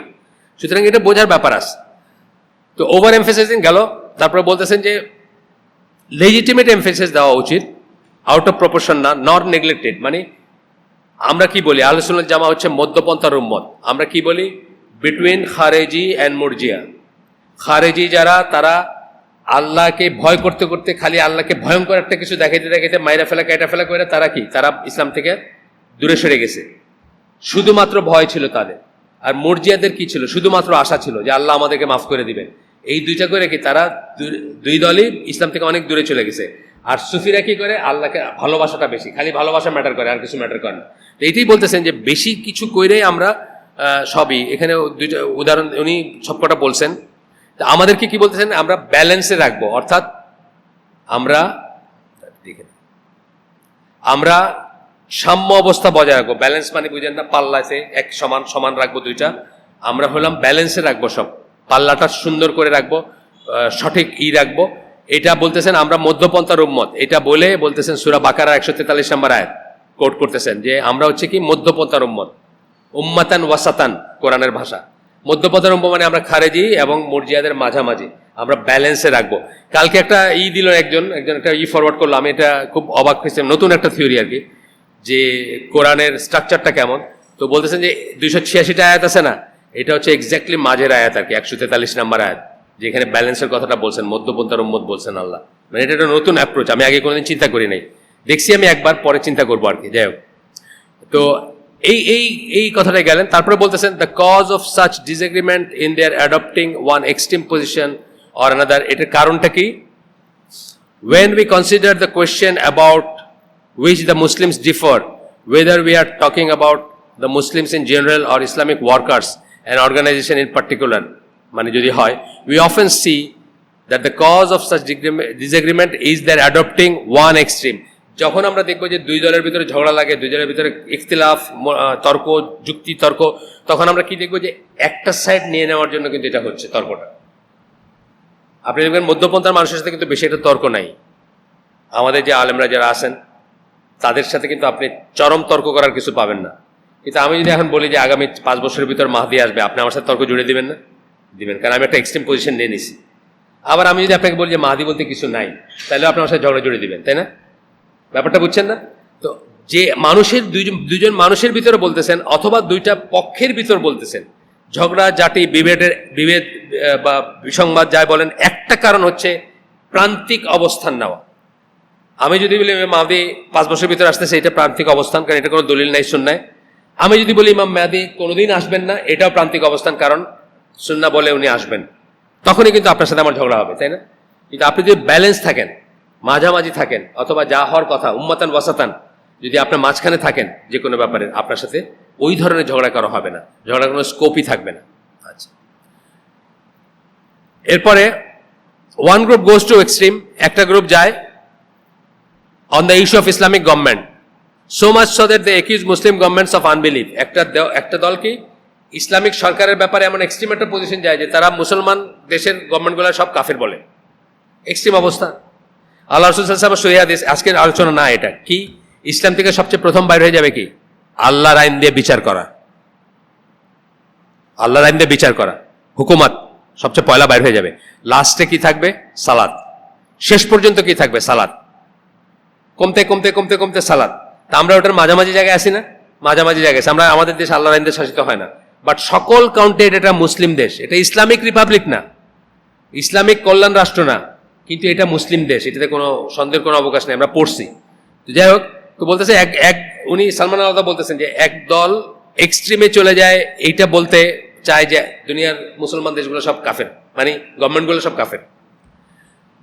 আরেক দল এই ইসলামী শাসনটাকেই খুব তুচ্ছতাচ্ছিল্য করে যে দূর, এখন কিসের ইসলামের, এখন তো রকেটের যুগ, এখন তো রকেটের যুগ, এখন ইসলামের এগুলো চলবে নাকি? তোমার সুদ খাইবা না, ঘুষ খাইবা না, চায়ের বিয়া করবা, বাচ্চা হবে ইচ্ছা মতো, এগুলো কি এখন চলবে না? এগুলো মধ্যযুগীয় ব্যাপার। ইভেন ইসলাম যারা পিচ করে তারা কিন্তু মেডিয়েভেল কথাটা শুনছেন না? আমি যে একটা এই দিছি মেডিয়েভেল কথাটা বলতেছিল বারবার, এই দুইটা এক্সট্রিমের কথা বলতেছেন, তারা নেগলেক্ট করে এই ইস্যুটাকে। আমি তারিক জামিলের নাম শুনছেন আপনারা? শুনছেন সবাই? আমি ওনার কোনো লেকচার কোনোদিন শুনি নাই। গত রাত্রে অ্যাক্সিডেন্টালি একটা লেকচার শুনলাম, আমি তো অবাক হয়ে গেছি। আমি তো রিঅ্যাসেসমেন্ট করতেছি তার তবলিগি ব্যাপারটা ছাড়া ভেরি ওয়েল রেড, কিন্তু মানে সে কোরআন এবং হাদিস থেকে যে দলিলগুলো দেয় আমি খুব অবাক হয়ে গেছি। অবাক হয়েছি আরেকটা জিনিস চিন্তা করি যে সে তবলিগ করে কেমনে, মানে এত জ্ঞানী হইলে তো তার তবলিগ করতে পারার কথা না। যাই হোক, তো উনি বলতেছিল যে এটা হচ্ছে যে জাজদের জন্য একটা ছিল, জাজদের উদ্দেশ্যে, পাকিস্তানি জাজদের উদ্দেশ্যে, এখন থেকে 1 বছর আগে। তো উনি বলতেছিল যে তারিক জামিলের 60 বছরের মেহনত আপনাদের একদিনের সমান যদি আপনারা সুবিচার করতে পারতেন, মানে ইনসাফ সহকারে যদি করতে পারতেন। আমি খুবই ইমপ্রেস, কিন্তু ওনার শুই না, দেখবো আমি কোনদিন শুনি নাই। কারণ ওই যে একটা আছে, মানে আমার ছোট ভাইদের তবলিগ করতো, তার খুব প্রিয় আর কি। আচ্ছা, যাই হোক, এরপরে নেগলেক্ট করা, আরেক দল এটাকে একদম তুচ্ছতা ছিল করে, মানে এটা কোনো দরকারই নাই, ইসলামে ইসের আবার কি দরকার। তারপরে বলতেছেন যে আমরা মডারেশনের কথা চিন্তা করব, প্রত্যেকটা জিনিসে মডারেশন মানে মধ্যপন্থা অবলম্বন করব। কোন জিনিস যেগুলোতে মধ্যপন্থা অবলম্বন করার কথা বলা হয়েছে বা জায়েজ, এর লিগে আমি মানে 5 ওয়াক্ত নামাজের জায়গায় 3 ওয়াক্ত নামাজ পড়তে পারবো না মধ্যপন্থা অবলম্বন করে, এটা না। ফরজ ওয়াজিবের ব্যাপারে কোনো মধ্যপন্থা নাই। মধ্যপন্থা হচ্ছে কিসের ব্যাপারে? যখন আমরা যে সমস্ত জিনিসগুলো আমাদের চয়েস আছে, আমরা করতে পারি, আমরা নফল রোজা রাখতে পারি, নাও রাখতে পারি, সুতরাং আমরা মধ্যপন্থা অবলম্বন করবো। আমরা সারা বছর নফল রেখা করবো না, আবার কোনোদিন নফল রোজা রাখবো না, এরকম প্রমিস করবো না। তাহাজ্জুদ মধ্যপন্থা অবলম্বন করে, তাহাজ্জুদটা আমাদের জন্য ফরজ না, ওয়াজিব না। আমরা সারা রাত জেগে তাহাজ্জুদ পড়ার দরকার নেই, আবার জীবনে কোনোদিন পড়তাম না, এটাও করার দরকার নেই, এটা আর কি, যেখানে মধ্যপন্থার স্কোপ আছে। তারপরে বলতেছেন সূরা তালাকের একটা আয়াত কোট করতেছেন, বলতেছেন যে for all things Allah is appointed due proportion, সবকিছুর জন্য আল্লাহ একটা মাপ রাখছেন, মানে ডিউ প্রপোর্শন, সঠিক যেটা সেটা। যে জায়গায় আমরা বলি না যে জুলুমের একটা ডেফিনেশন কি বলি, যে জায়গায় যেটা করার না, এই গ্লাসটাতে আমি পানি খাবো, এই গ্লাসটা এখানে রাখাটা ঠিক আছে, কিন্তু এই গ্লাসটা আপনি বাথরুমে নিয়ে রাখলেন, আমার পানি খাওয়ার গ্লাস, এটা কিন্তু জুলুম, ঠিক না। আবার বাথরুমের বদনাটা নিয়ে এখানে রাখলেন, এটাও জুলুম, অঠিক কাজটা হলো জুলুম। এই জন্য এইভাবে আল্লাহ সমস্ত জিনিসকে ডিউ প্রপোর্শনে সঠিক মাপে করছেন। আমরা এটা ইনশাল্লাহ আমরা 5:15 শেষ করে দিব ম্যাক্সিমাম। এখন 4:45 বাজতেছে, 5:15 ভিতরে আমরা শেষ করে দিব। 5:15 আপনাদের ট্রান্সপোর্ট আসবে, যারা ওই পাশ থেকে আসছেন তাদের জন্য। আচ্ছা, এরপরে বলতেছেন, তার আগে শেষ করে দেবো ইনশাল্লাহ। তা এরপরে বলতেছেন ইসলাম, চতুর্থ অবজারভেশন, 3টা অবজারভেশনের কথা বললেন উনি। 4 নম্বর অবজারভেশন বলতেছেন Islam provides a powerful alternative to waiting, অপেক্ষা করে থাকা কোনো কিছুর জন্য, দাজ্জালের জন্য, মাহদির জন্য, কিয়ামতের জন্য, মৃত্যুর জন্য, কোনো কিছুর জন্য কিন্তু অপেক্ষা করে থাকাটা সঠিক না ইসলামের পয়েন্ট অফ ভিউ থেকে। আপনাকে কি বলছেন যে কিয়ামত হয়ে যাবে জানলেও যে গাছটা, যে বীজটা নিছেন ওটা পুঁতে ফেলবেন, এটা চিন্তা করবেন না যে এখন তো কিয়ামত হয়ে যাবে, থাক এখন আর দরকার নেই, তা না। আপনার কাজটা আপনি শেষ করবেন। তার মানে কিছুর অপেক্ষা দিয়ে কিছু হবে না, বা কিছু চিন্তা করে কিছু বাদও দিবেন না, ইয়েও করবেন। আপনার যেটা করণীয় ওটা আপনি করতে থাকবেন। আচ্ছা, এরপরে বলতেছেন যে দোজ হু আর, বলছেন এখানে একটা আছে আপনার, বলতেছেন যে ইসলাম অপেক্ষা করে থাকে একটা পাওয়ারফুল অল্টারনেটিভ দিছে, মানে বিকল্প দিছে, যেটা আমাদের সবাই চিন্তা করা উচিত। সেটা কি? যে আবু হুরায়রা রাদিয়াল্লাহু আনহুর বর্ণনায় সহি সুনান আবি দাউদ থেকে একটা হাদিস বলতেছেন, Allah sends to this nation at the beginning of his century those who renew the religion. আল্লাহ প্রত্যেক শতাব্দীর শুরুতে বা শতাব্দীতে এমন মানুষ পাঠান যারা দিনটাকে জীবিত করে, আবার জীবিত। তার মানে কি? একজন মাহদির জন্য ওয়েট করার দরকার নেই। এটার বর্ণনায় যাবেন, এটার মিনিং কি। যেমন ধরেন আপনাদেরকে আমি বলছি যে শেখ নাসিরউদ্দিন আলবানির ব্যাপারে আব্দুল আজিজ বিন বাজ বলছেন যে প্রত্যেক শতাব্দীতে একজন করে মুজাদ্দিদ আসে। আমার মনের দৃঢ় বিশ্বাস যে আমাদের শতাব্দীর মুজাদ্দিদ হচ্ছেন শেখ নাসিরউদ্দিন আলবানি। কেন বলছেন? যে উনি যে কাজগুলো করে গেছেন, উনি যে 208টা কিতাব লিখে গেছেন, আজকে আমি একটা হাদিস হাতে নিয়ে বলতে পারি এটা সহি, এটা সহি না, কত বড় একটা সৌভাগ্যের ব্যাপার না? এই বিশাল কাজটা উনি করে গেছেন ওই সময়টায়, এই জন্য ওনাকে রিনিউ করে গেছেন বলা যায়। আপনি হারাই ফেলতেন, হয়তো হাদিসের হয়তো চর্চায় হারাই যেত। এখন আমরা সবাই এখানে যারা আছি অলমোস্ট সবাই একটা বই নিয়ে যখন দেখে আলবানের মতে সহি, ও আচ্ছা ঠিক আছে, তাহলে এই হাদিসটা সহি, মানে আমরা এতটুকু কনসাস হয়েছি। তো এই কাজগুলো যে করে গেছে শতাব্দীতে একজন বা একাধিকজন, মানে এখানে বেঁধে দেন নাই, কোনো নির্দিষ্ট কথা বলেন নাই, কোনো নির্দিষ্ট আইডেন্টিটি বলেন নাই যে এরকম দেখতে হবে বা কিন্তু জেনারেল টার্মসে বলছেন। আচ্ছা, এরপরে বলতেছেন যে এক জায়গায়, the reason for this is that renewal is not something that awaits the arrival of any individual like Mahdi. এটা কোনো মাদির জন্য অপেক্ষা করে থাকে না ওই রিনিউয়ালটা। আচ্ছা, it is the duty of every মুসলিম, প্রত্যেকটা মুসলমানের কর্তব্য যে দোজ হু রিনিউ দ্য রিলিজিয়ানের অংশ হওয়া। প্রত্যেকটা মুসলমানের কর্তব্য ওই গ্রুপের অংশ হওয়া, যে যারা দিনটাকে জীবিত করবে, আবার আবার পুনর্জীবিত। আমরা তাই তো করতেছি, আমরা কি করতেছি? আমরা এখানে কিন্তু এটারই চেষ্টা করতেছি, যতটুকু আল্লাহ আমাকে তৌফিক দিচ্ছেন, যতটুকু আল্লাহ আমাকে যোগ্যতা দিচ্ছেন। এরপরে আরো বেশি যোগ্যতা যাচ্ছেন, তাই আরো বড় সমাবেশে করবে। আচ্ছা, তো বলতেছেন this is a general statement not indicative of any particular individual or group. এটা কিন্তু জেনারেল স্টেটমেন্ট, কোনো গ্রুপ, কোনো দল, কোনো গোষ্ঠী, কোনো পতাকাধারী, এগুলোর কোনো ব্যাপার না। জেনারেল স্টেটমেন্ট, সবার জন্য প্রযোজ্য। আচ্ছা, তারপর বলছেন this cannot be achieved by any one individual. কেন বলতেছেন? কাজ করার ফিল্ডগুলো বলতেছেন এখানে। কাজ করার ফিল্ড কি? মেনি অ্যাসপেক্ট অফ লাইফ, জীবনের অনেক ক্ষেত্রে কাজ করার আছে। কি? এডুকেশন, শিক্ষা দীক্ষা। আমি মনে করি শিক্ষা দীক্ষা, তারিক জামিল ওটা কেন বললাম, উনি বলছেন ইলম ইলম ইলম অ্যান্ড ইলম, মানে যে কোনো চেঞ্জ হইতে হইলে, ইসলাম আসতে হইলে জ্ঞান জ্ঞান জ্ঞান এবং জ্ঞান, তাছাড়া হবে না। এটা খুব এমফেসাইজ করছেন উনি। আর আপনারা উর্দু বোঝেন নাকি? আমি তো উর্দু ছিল 7-8-এ, এই জন্য আমি বুঝি, আপনারা বুঝেন না, এটা তো সমস্যা। এটা উর্দুতে বক্তৃতাটা কিন্তু ভেরি বিউটিফুল। কিন্তু আমি মানে একটা জাস্ট জায়গায় উনি রুমির একটা গল্প বলছেন, জালালউদ্দিন রুমির গল্প কিস্সা হিসাবে বলছেন, কোনো দলিল হিসাবে না। এছাড়া পুরাটা শুধু কোরআন হাদিস, বিউটিফুল। মানে আমি বলবো যে প্রত্যেকের শোনা উচিত, কিন্তু যদি উর্দু না বোঝেন আপনারা টেস্ট পাবেন না। আমার যেহেতু 7-8-এর উর্দু ছিল, বা আমি পরবর্তীতে উর্দু স্পিকিংদের সাথে কাজ করছি, আমি অনেকটুকুই বুঝি, ধরেন 80-90% বুঝি। তা আমি খুব এনজয় করছি। আর দরকার হলে আপনাদেরকে আমি ট্রান্সলেট করে দিব না ওটা। হ্যাঁ, আপনারা যদি এখানে উর্দু বোঝার কেউ নাই আমার মনে হয় না, কেউ বুঝেন? ক্যালকাটা থেকে একটু নিয়ে আসেন না উর্দু? আচ্ছা, আমার বাড়ি ইন্ডিয়ায়, ইন্ডিয়ার অনেকে বোঝে। যাই হোক, উর্দুটা কিন্তু হিন্দির চেয়ে কঠিন। উর্দুটা হিন্দির চেয়ে কঠিন। হিন্দিতে আমাদের সাথে কমন দুইটা জিনিস আছে। হিন্দি ভাষার রুট হচ্ছে আরবি আর সংস্কৃত। সংস্কৃত আর বাংলা ভাষার রুট হচ্ছে সংস্কৃত আর প্রাকৃত। তাহলে একটা রুট কমন হয়ে গেল, সংস্কৃতটা। আর আরবিটা মুসলমান হওয়ার বদলতে আমরা অনেকটুকু জানি, এই জন্য হিন্দি আমরা ইজিলি বুঝি। কিন্তু উর্দু থেকে একটা হচ্ছে রুট আরবি, আর একটা হচ্ছে ফার্সি। এই ফার্সিটা বুঝে না দেখে আমরা ধরা খাই যাই, আমরা কমন মানুষরা। আবার হুজুররা দেখবেন ফার্সি আসে দেখে কিন্তু বেটার বুঝে। আর আমাদের হুজুররা দিন শিখে কি দিয়া? ফার্সি দিয়ে, উর্দু দিয়ে শিখে, তারপরে আরবি শিখে। এই জন্য বাংলাদেশের হুজুররা কিন্তু এভারেজ হুজুররা আরবি বোঝে না, কিন্তু ফার্সিতে শের বলে দিবে আপনাদের।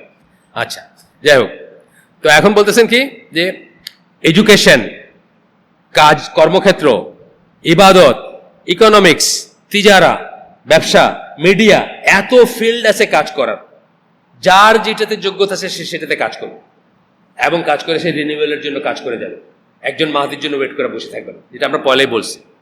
আচ্ছা, তাও বলছেন this cannot be achieved by any one individual or even a group of individual. একজন মানুষ দিয়ে এটা অ্যাচিভ করা সম্ভব না, বা একটা গ্রুপ অফ মানুষ দেওয়া সম্ভব না। এখানে বসে আছে সবাইকে পারবো না। কত ক্ষেত্র দেখেন তো, ক্ষেত্রগুলো দেখছেন নাকি? মিডিয়ার কেউ নাই এখানে, ধরেন কথার কথা। ইকোনমিক্স, ব্যবসার কেউ নাই, বা ইত্যাদি। তো তখন বলতেছেন যে, তারপরে বলতেছেন যে আল্লাহ রসুল সাল্লাম mention in the divinely supported group. এই জন্য আল্লাহ রসুল সাল্লাম কি বলছেন? আল্লাহ রসুল সাল্লাম বলে গেছেন যে এই চেষ্টাটা সবসময় জারি থাকবে। একটা দল থাকবে, একটা দল যাদের নাম বলছেন কি তাইফা মানসুরা, অথবা ফিরকাতুন নাজিয়া, বা আহলুল হাদিসও আমরা বলি, এটাকে আহলুস সুন্নাহ ওয়াল জামাও বলি। যারা আল্লাহর পথে মানুষকে ডাকতে থাকবে, যারা শুদ্ধ পথের উপর থাকবে, যাদের কেউ ক্ষতি করতে পারবে না, যাদেরকে কেউ বিচ্যুত করতে পারবে না, সেরকম কথা বলে গেছেন। আচ্ছা, neither be harmed by those who would forsake them nor by those who would go against them until coming of Allah's decree. কিয়ামত পর্যন্ত তারা টিকে থাকবে, যাদেরকে কেউ ক্ষতি করতে পারবে না, আল্লাহর পথ থেকে বিচ্যুত করতে পারবে না।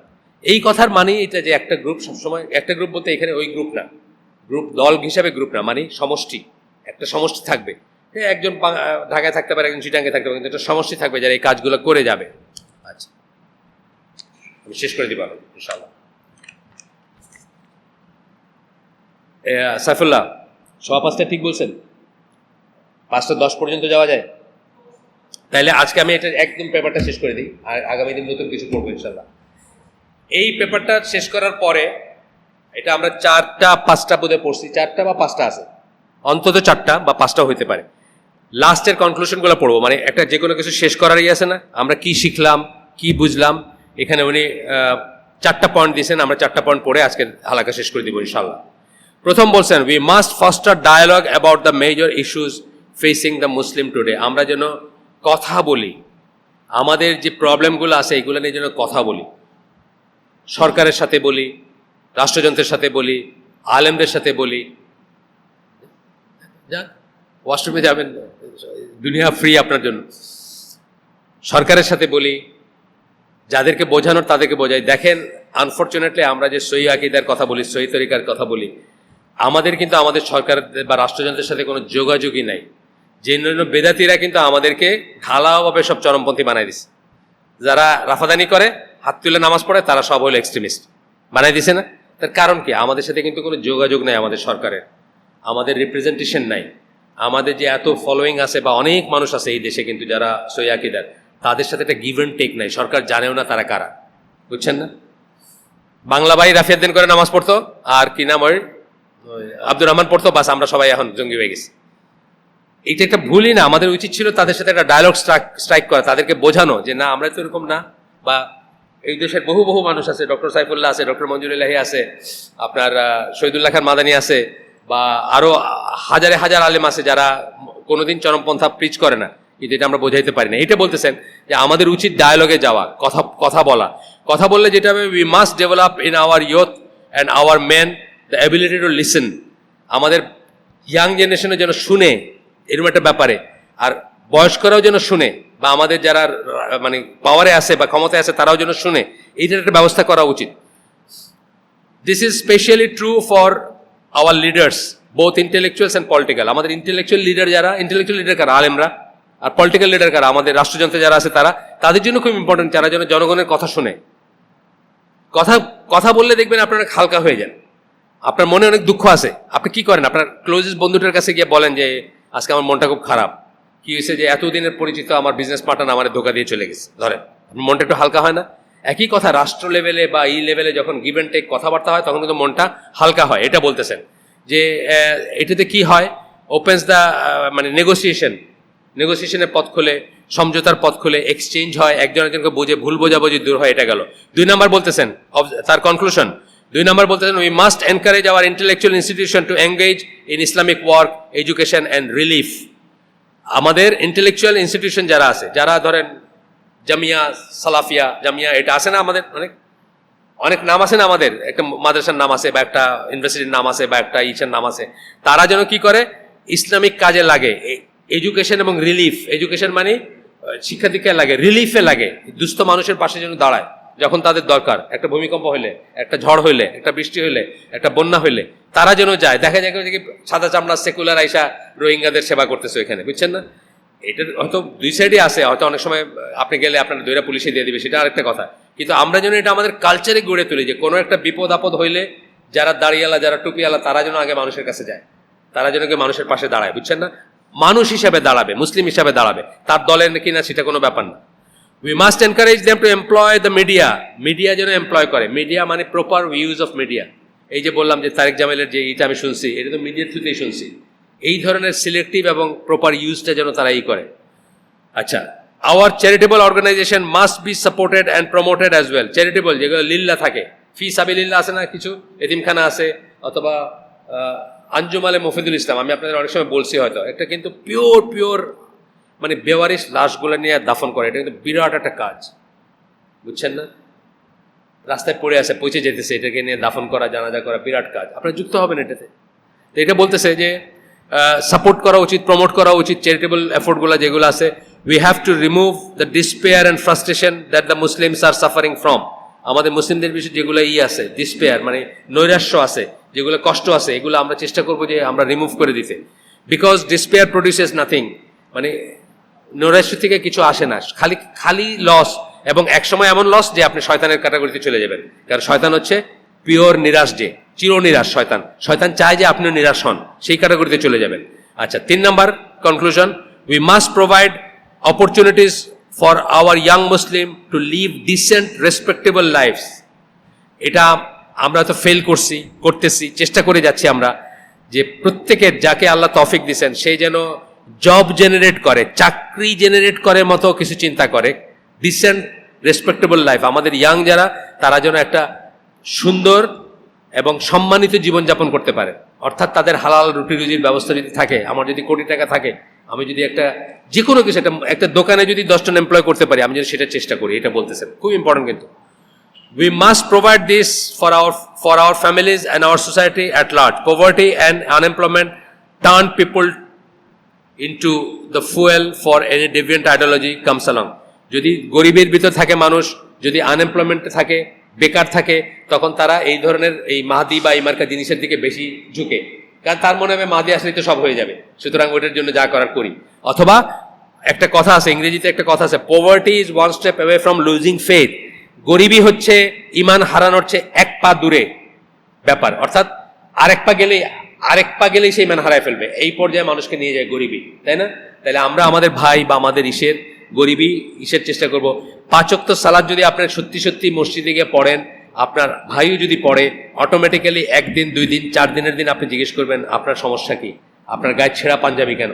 আপনার কষ্ট লাগবে না? আপনার ভাই যদি আপনার পাশে এই নামাজে মানে সালাদটা জামাতে পড়া, কংগ্রিগেশনে থাকা, এগুলোর কিন্তু এই সমস্ত কারণে এগুলোকে কম্পালসারি করা হয়েছে, যাতে অটোমেটিক্যালি আপনার ভিতরে একটা আসে যে আমার ভাই ছেঁড়া লুঙ্গি কেন, আমার আজকে অমুক আসে নাই কেন, তার কি সমস্যা, তাও অসুখ, সে বাড়িতে পড়ে আছে, সে কি খাচ্ছে, এই খোঁজগুলো আপনি নেবেন, বুঝছেন না?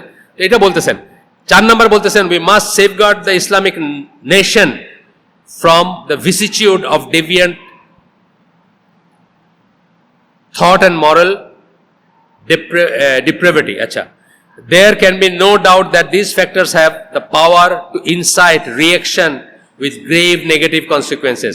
এই যে আমরা আমাদের ইসলামী জাতিটাকে, ইসলামী উম্মাটাকে, আমরা মুসলিম উম্মাটাকে আমরা বাঁচাবো কিসের থেকে?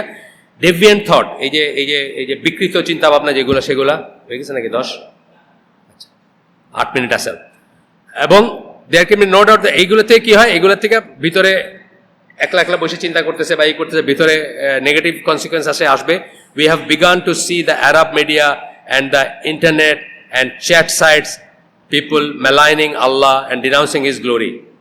এটা বলতেছেন যে আমরা দেখতেছি যে এখন ইন্টারনেট বা অন্যান্য সাইট আছে যেগুলাতে আল্লাহর এগেনস্টে কথা হচ্ছে, ইসলামের এগেনস্টে কথা হচ্ছে, এগুলোর কথা বলতেছেন। দে আর লাইকওয়াইজ স্ল্যান্ডারিং আল্লাহ এন্ড মেসেঞ্জার, এটা আল্লাহ রসুলকে মিথ্যা আরোপ করার সমান, বা তাদেরকে করার সমান, তাদেরকে স্ল্যান্ডারিং মানে অপবাদ দেওয়ার সমান এই ব্যাপারগুলা। তারপরে বলতেছেন ব্যাপারটা কি, আপনি যখন কাজ থাকে না আপনার ইন্টারনেটের জন্য সময় অনেক বেশি না, আপনার যখন কাজ নাই, সুস্থ কিছু চিন্তা নাই, সুন্দর কারোর সাথে উঠা বসা করতেছেন না, আপনার অনেক সময় ওইসব জিনিস দেখার জন্য, এটা বলতেছেন। আচ্ছা, তারপরে বলতেছেন যে we must permit dialogue, but this dialogue must stay within the bounds of what is Islamically permitted. আমাদের ডায়ালগের দরকার আছে, কিন্তু ওই ডায়ালগ ইসলামে যা পারমিট করে তার ভিতরে যেন থাকে, তার বাইরে না। We must not give those who are sick and morally weak the opportunity to abuse Islam in such an obscene and vulgar manner.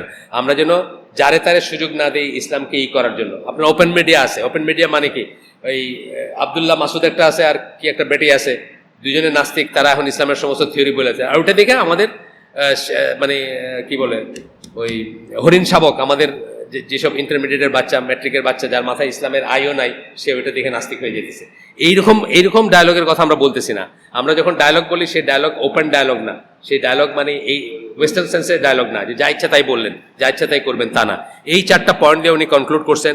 লাস্টে বলছেন আল্লাহর কাছে সাহায্য চাইছেন যে আল্লাহ যেন আমাদেরকে শক্তি দেন ইসলামকে এবং মুসলমানদেরকে, and to instil weakness in those who oppose Islam, এবং যারা ইসলামকে অপোজ করে তাদেরকে যেন আল্লাহ দুর্বল করে দেন, আমাদের জন্য শক্তি দেন, তাদেরকে দুর্বল করে দেন। এই দেশে যারা ঘাদানিক পন্থী, যারা পন্থী কি বলে কাফির পন্থী, যারা সেকুলার পন্থী, যারা ইসলাম বিরুদ্ধ, যারা নাস্তিকদের যারা লেসবিয়ানদের, গেদের সাপোর্টার, তাদের ভিতরে যেন আল্লাহ উইকনেস ঢেলে দেন, আর আমাদের জন্য আল্লাহ শক্তি দেন। মানে কি, মোরাল স্ট্রেংথ টু স্ট্যান্ড, আমাদের থেকে মোরাল স্ট্রেংথ দিবেন টু স্ট্যান্ড, তাদেরকে মোরাল উইকনেস বানায় দিবেন, তারা যেন দাঁড়াইতে না পারে, সেটার কথা বলতেছেন। আচ্ছা, তারপরে বলতেছেন মুসলিম এভরিওয়্যার টু প্রোটেক্ট, সব সারা, মে আল্লাহ অ্যাসিস্ট আল্লাহ যেন সারা দুনিয়ায় যত মুসলমান আছে তাদেরকে প্রোটেক্ট করেন, তাদেরকে যেন রক্ষা করেন of the wicked and the plots of the devious, as long as there is day and night, as long as রাত এবং দিন যতদিন থাকবে ততদিন পর্যন্ত আল্লাহ যেন যেখানে যত মুসলমান আছেন সবাইকে যেন আল্লাহ প্রোটেক্ট করেন, আল্লাহ যেন তাদেরকে সুরক্ষা করেন, এবং যারা ডেভিয়েন্ট বা যারা ইসলামের বিরুদ্ধেই করে, ষড়যন্ত্র করে, তাদেরকে যেন আল্লাহ রহিত করেন। May Allah help us to say righteous words, আল্লাহ যেন আমাদেরকে সহায়তা দেন, সাহায্য করেন যেন আমরা সৎ কথা বলতে পারি এবং পারফর্ম রাইটিয়াস ডিড, সৎ কাজ যেন করতে পারি। হি is capable of all things, আল্লাহর কাছে কোনো কিছু অসম্ভব না, কুন ফায়াকুনের মালিক। এটা দেখবেন তারিক জামিল খুব সুন্দর করে বলছে যে আমি কে আর ইমরান খানকে আমরা কি করতে পারি, আমরা শুধু নিয়তটা করতে পারি, বাকিটা হলো কুন ফায়াকুনের মালিকের কাছে। তো ইব্রাহিম আলাইহিস সালামের উদাহরণ দিয়েছে যে ইব্রাহিম আলাইহিস সালাম বলছিল আজান কে শুনবে এখানে, ওই যে কাবাতে যে আজান দিবে কোনো মানুষ ছিল না তো তখন, আজান কে শুনবে? আল্লাহ কি বলছেন যে তুমি দাও, শুনবে কে, এটা হলো আমার ব্যাপার। তা আমাদেরও নিয়ত করাটা হচ্ছে আমার ব্যাপার, কে কে সাকসেস করবে আর কারে দেওয়া হবে এটা আল্লাহর ব্যাপার। যাই হোক, verily he is capable of all things, আল্লাহ সব কিছু পারেন, মানে আল্লাহ ওয়াহু আলা কুল্লি শাইইন কাদির, আমরা যেটা বলি সকল বস্তুর উপর মানে ক্ষমতাবান। And may the peace and blessing, আল্লাহ রসুলের উপরে দরুদ পড়লেন, লাস্টে সালাত পড়লেন রসুল এবং তার সাহাবীদের উপরে। আমরাও শেষ করে ফেলি। সুবহানাকাল্লাহুম্মা বিহামদিকা আশহাদু আল্লা ইলাহা ইল্লা আনতা আস্তাগফিরুকা ওয়া আতুবু ইলাইক। আমরা যে শুনলাম তার ভিতর ভালো কিছু শুনে থাকলে সমস্ত প্রশংসা আল্লাহর, খারাপ কিছু শুনে থাকলে সমস্ত ব্যর্থতা আমার, এবং সেটা শয়তানের তরফ থেকে। আল্লাহ আমাদেরকে তৌফিক দেন ভালো যেটুকু শুনলাম সেটুকুর উপর আমল করার, নিজের যেটা করণীয় সেটা যেন সর্বান্তকরণে আমরা করে যাই। রিওয়ার্ডটা আল্লাহর কাছে চাবো, এখনই কিছু হয়ে যাবে এটা আশা করব না, এবং এই মাহদিজম বা এই ধরনের জিনিসের ট্র্যাপে পড়বো না। আসসালামু আলাইকুম ওয়া রাহমাতুল্লাহি ওয়া বারাকাতুহু।